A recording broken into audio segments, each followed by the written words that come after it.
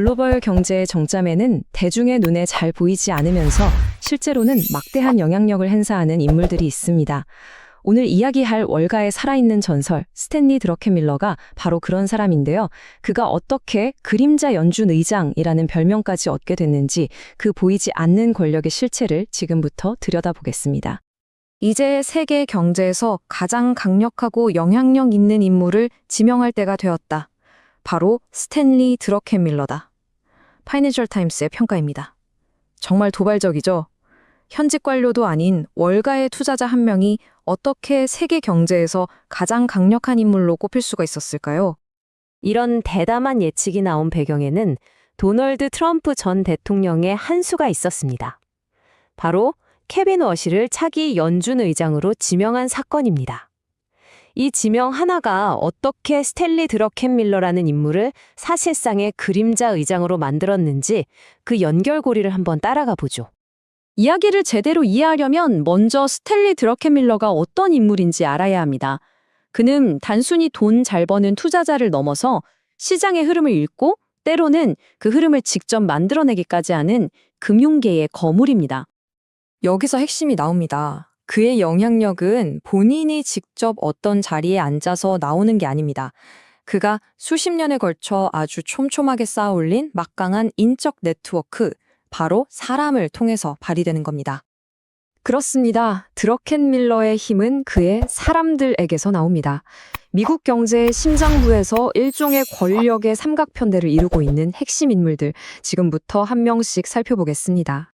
첫 번째 인물, 바로 케빈 워시, 차기 연준 의장 지명자입니다. 그의 경력이 좀 특이한데요. 연준 이사직을 그만둔 뒤 곧바로 드러켄밀러의 개인 투자 회사인 듀케인 캐피탈의 파트너로 합류합니다. 최고의 공직자가 사적인 투자 회사로 직행하는 건 정말 이례적인 일입니다. 이것만 봐도 두 사람 관계가 보통이 아니라는 걸 알 수 있죠.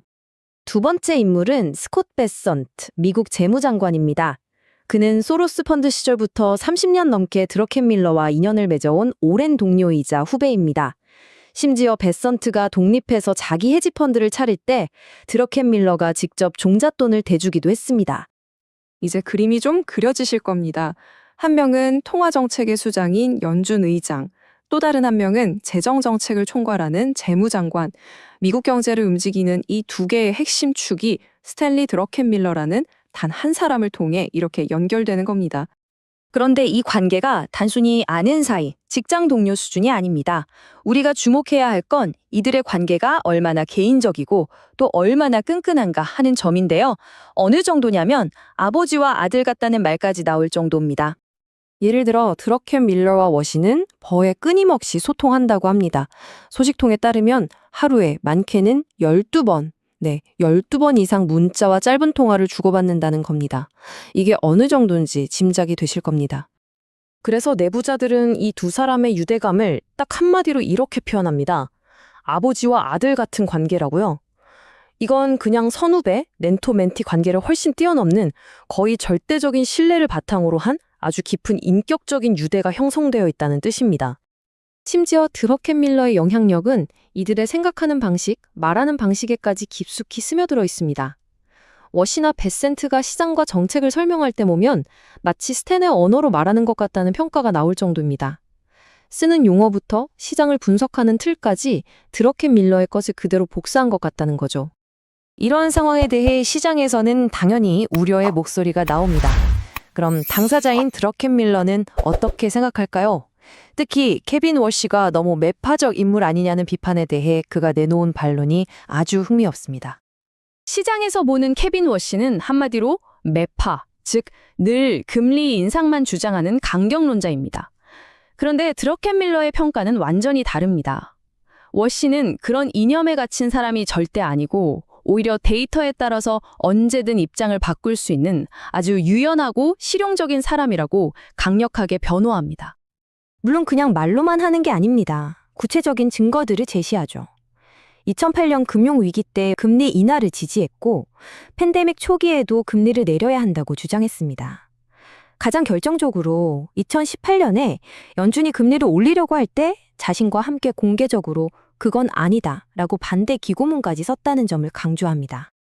그리고 이 2018년의 사례가 아주 중요합니다. 왜냐하면 자신들이 반대했던 그 금리 인상 이후 시장이 무너졌고 연준은 결국 결정을 뒤집어야 했기 때문입니다. 이건 우리의 판단이 연준보다 옳았다는 걸 보여주는 강력한 증거인 셈이죠. 워시의 판단력을 얼마나 신뢰하는지 알 수 있는 대목입니다.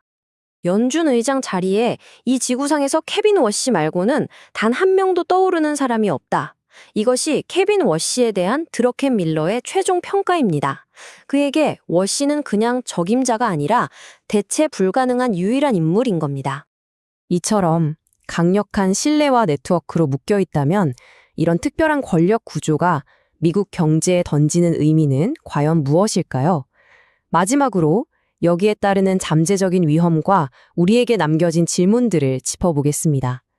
가장 큰 문제는 역시 이해상충의 위험, 소위 한라인 리스크입니다. 중앙은행 총재가 월가에서 지금도 현역으로 뛰고 있는 특정 투자자와 직접적이고 긴밀한 소통 채널을 유지한다는 것은 정책의 독립성과 공정성을 뿌리부터 흔들 수 있는 아주 위험한 일입니다. 금리 결정에 대한 작은 뉘앙스 하나만 미리 알아도 시장에서는 막대한 돈을 벌 수 있으니까요. 이 상황에는 정치적인 아이러니도 있습니다. 스탠리 드러켄 밀러는 2024년에 트럼프 대통령을 허풍쟁이라고 공개적으로 비판했던 인물입니다. 그런데 역설적이게도 바로 그 트럼프 행정부의 최고 경제직에 자신의 가장 가까운 사람들을 앉히게 된 거죠. 이 기묘한 역학관계는 참 많은 생각을 하게 만듭니다. 결국 우리는 이 질문에 도달하게 됩니다. 월가의 전설이 만든 이 거대한 네트워크를 어떻게 봐야 할까요? 재무부와 연준이 한 몸처럼 움직이는 효율적인 경제정책이 펼쳐질 기회일까요? 아니면 반대로 미국 최고 금융기관들의 독립성이 무너지고 한 명의 거물 투자자에게 휘둘리는 위기의 시작일까요? 그 답은 앞으로의 역사가 보여줄 것입니다. 구독과 좋아요는 영상을 만드는데 큰 힘이 됩니다. 감사합니다.